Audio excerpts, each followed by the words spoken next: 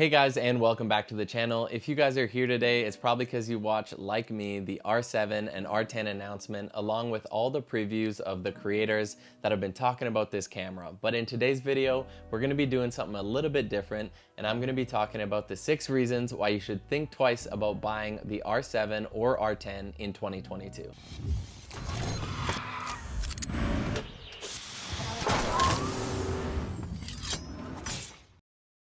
Really quick before we jump in, I have been using the Canon RP camera with the RF mount on it for 2 years now, and I've been absolutely loving it. So naturally, I was super excited when Canon said they're coming out with an RFS system for this APS-C sensor. But after today, I was a little bit disappointed with the announcement, and here are 6 reasons why.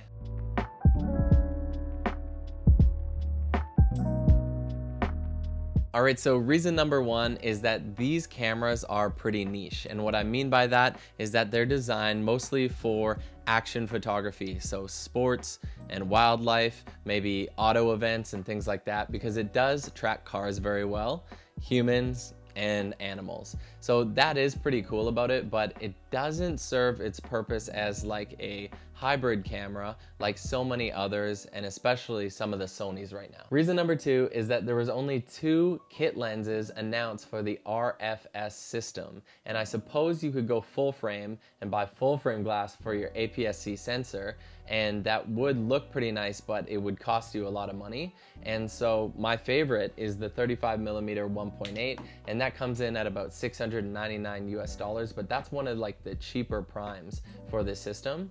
Another option, what you could do is you could take the RF mount, convert it to EF, and you could buy some good used cheap EF glass. Reason number 3 is that these are APS-C sensor cameras, and while we knew that for a really long time, I really wish they would have put more time and effort into the full frame RF mount entry-level system, as I think there's a bigger need for that. If you guys are finding value in this video, please feel free to give it a like, and I'll wait for you guys. Just gotta scroll down. 3, 2, 1.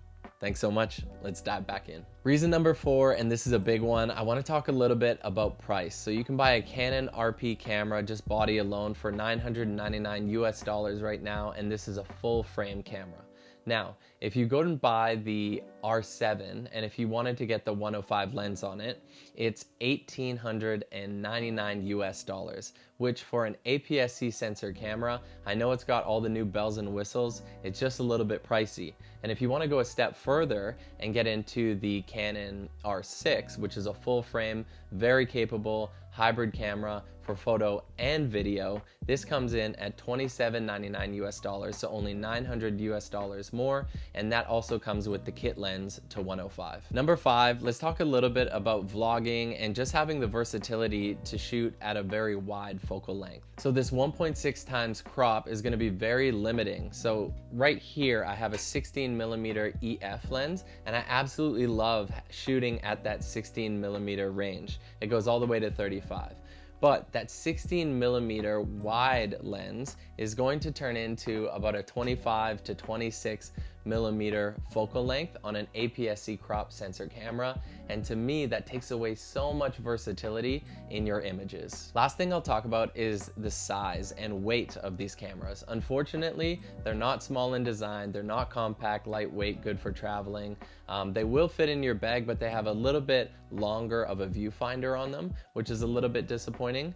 And just for your reference, they'll come in at about the low end of 600 grams for the R7 and R10, and the Canon RP camera, which I have right here, is 485 grams for a full frame censored camera. Lastly, remember that the R7 is 612 grams, and if you wanted to step up to the full frame Canon R6, that is 680 grams. So again, the jump isn't huge in taking on that extra weight in your bag for what you get in the Canon R6 camera. So all in all, I don't want to be too hard on the Canon R7 and R10, but I was disappointed that Canon chose to go the APS-C route when I think there's a need in the market right now for an updated Canon RP and just this entry-level full-frame camera. As a whole, what I did like about this R7 and R10 camera camera was the autofocus is absolutely amazing on them. The quality is pretty solid, and they do have some bells and whistles that even the Canon R5 and R6 don't have,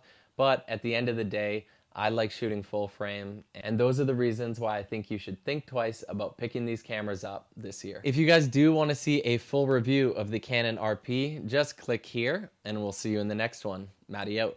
Peace.